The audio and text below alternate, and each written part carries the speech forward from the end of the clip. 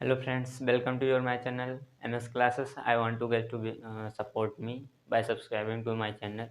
So friends, हम बता दें पहले कि कल पिछले वीडियो में हमने मोलैरिटी के बारे में बात किया था। मोलैरिटी यानी मोलरता के बारे में जाना था और आज हम बात करने वाले हैं मोलरता, जिसे हम इंग्लिश में मोलैलिटी कहते हैं।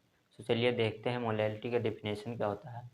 पहले बता दें हम आपको मोलैलिटी का डेफिनेशन होता है कि 1 किलोग्राम विलायक में उपस्थित विलेय की मोलों की संख्या के विलयन को ही हम मोलरता कहते हैं। सो दोस्तों डेफिनेशन को हम राइट करके देखते हैं।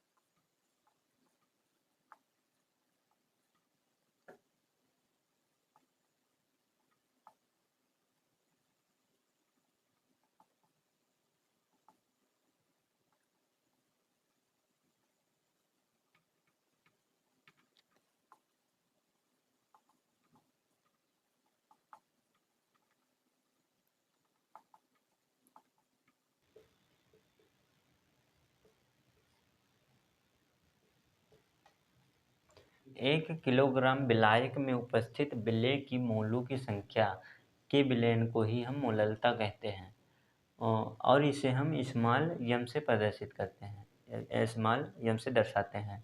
सो दोस्तों मोलरता में न्यूमेरिकल्स को हमें सोल्व करना होता है और इसके लिए हमें फॉर्मूला को जानना जरूरी है। जैसे मोलरता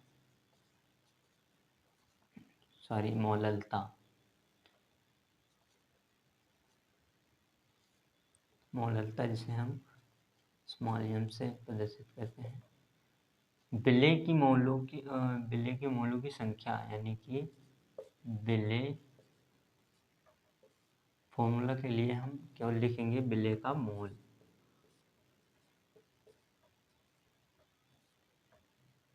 विलेय का मोल एन बी। अब एन बी क्या होता है? एन बी हम बता चुके हैं दोस्तों कि एन होता है मोल और बी होता है विलेय।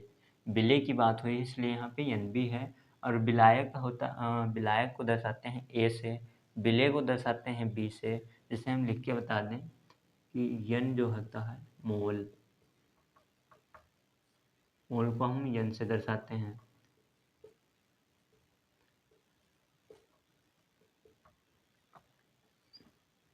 विलायक को ए से दर्शाते हैं, विलेय को बी से दर्शाते हैं, द्रव्यमान को डब्ल्यू से दर्शाते हैं और अणुभार कह सकते हैं या आणविक द्रव्यमान। और जैसे कहीं पे मिल गया W B, so W A B का मतलब क्या है? ये जो होता है ये विलायक होता है और ये बी होता है विलेय होता है, यानी कि विलायक का द्रव्यमान, विलायक का द्रव्यमान और बी विलेय का द्रव्यमान। तो दोस्तों हम ये जो है आपको पहचान कराने के लिए, बताने के लिए इसको राइट की है। अब इसको रफ करते हैं, चलते हैं अपने टॉपिक पे। ये तो बेसिक सी चीज़ें हैं जो कि जानना चाहिए आपको। अब इसमें क्या है? विलायक का ये फॉर्मूला बता रहे हैं दोस्तों, विलायक का किलोग्राम में द्रव्यमान, और द्रव्यमान को हम किससे दर्शाते हैं? डब्लू। विलायक की बात की गई है तो क्या होगा? डब्लू ए, यानी M equal N B upon W A. अब हम इसको एन बी को हम किस में कन्वर्ट कर देंगे, डब्ल्यू बी में, upon upon W sorry M P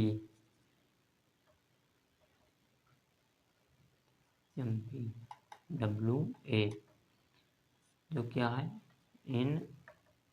in ग्राम। अब यहाँ पे ग्राम की बात की है दोस्तों इंटू 1000, ये फार्मूला होता है इसका मोललता फार्मूला। ये डब्ल्यू ए और M B sorry W B और एम बी कैसे आया दोस्तों, तो दोस्तों बता दें कि एन बी को हम कन्वर्ट करते हैं डब्ल्यू बी में, और ये एम बी जो है आणुभार का बात होती है तो हम डब्ल्यू बी का प्रयोग करते हैं। जैसे फार्मूला को हम लिख देते हैं साइड में, फार्मूला एम इक्वल यानी मोललता equal W B into 1000 upon M B into W A in gram. ये दोस्तों फार्मूला है जिसकी सहायता से हम न्यूमेरिकल्स को सॉल्व करेंगे। सो मान लीजिए कि कोई क्वेश्चन है, एक क्वेश्चन है कि 50 ग्राम बेंजीन में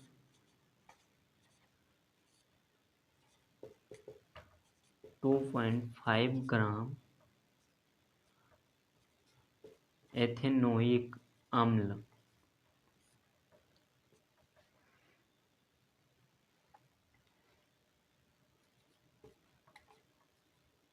एथेनोइक अम्ल जिसे हम एसिटिक एसिड भी कहते हैं, एसिटिक एसिड, जिसका फार्मूला होता है CH3COOH।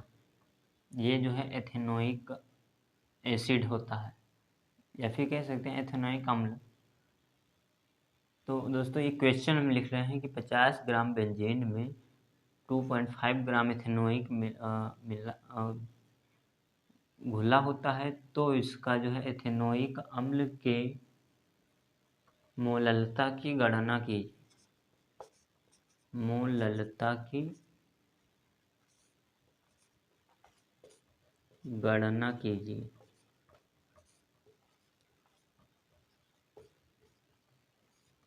सो दोस्तों ये क्वेश्चन है, लीजिए अपने रफ में, हम इसको रफ कर दे रहे हैं क्योंकि जगह नहीं है सॉल्व करने के लिए, या फिर देखते हैं ट्राई करते हैं इतने में हो जाए तो ठीक है।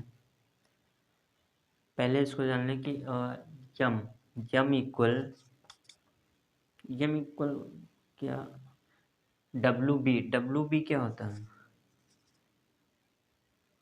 डब्ल्यू बी कितना है, यानी कि बिले का द्रव्यमान की बात हो रही है यहाँ। बी को हम बिले को बी से दर्शाते हैं और ए को विलायक से, तो डब्ल्यू बी की बात हुई है इसलिए डब्ल्यू बी कितना है 2.5 ग्राम। ये क्या है, बिले है और ये विलायक है, तो 2.5 ग्राम। अब यहाँ पे डब्ल्यू ए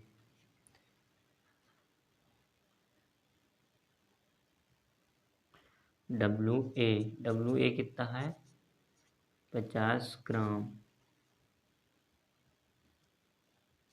50 ग्राम। सो दोस्तों देखते हैं, और इसका एम बी का जो है हमें अणुभार ज्ञात करना होगा। तो अणुभार ज्ञात करने के लिए जैसे इसका अणुभार ज्ञात करना होगा CH3COOH, यानी सी का कितना होता है अणुभार, देखिए जैसे C12 plus 3 plus 12 plus 32 plus 1 equal 60। इसका अणुभार कितना आया 60, CH3COOH का अणुभार 60 आया। यानी कि अब हम इसे सॉल्व करते हैं, यम इक्वल डब्ल्यू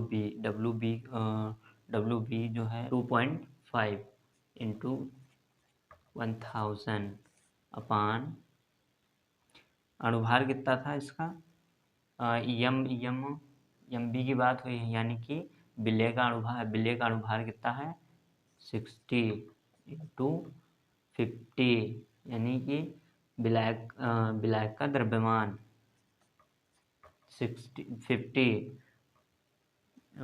ये जीरो से ये जीरो कट हो गया और इससे ये, और 2.5 है, यहाँ 5 है, इसलिए इससे ये कट हो गया, यानी कि यम इक्वल 10/6 2 या 12। अब इससे 2 5 जा 10 और 2 6 जा 12, यानी 5/6। अब 6 से 5 को हम भाग कर देंगे, ये इस भाग करने के लिए गिनती कम है, इसलिए हमने यहाँ पे पॉइंट दशमलव लगा के 0 बनाना होगा।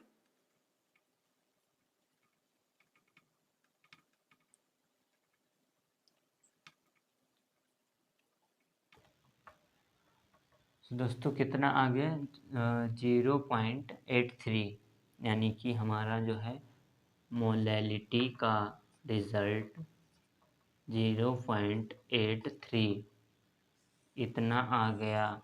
ये न्यूमेरिकल सॉल्व हो गया। दोस्तों ये जो है अच्छे से मैंने जो है कोशिश किया है अच्छे से समझाने के लिए।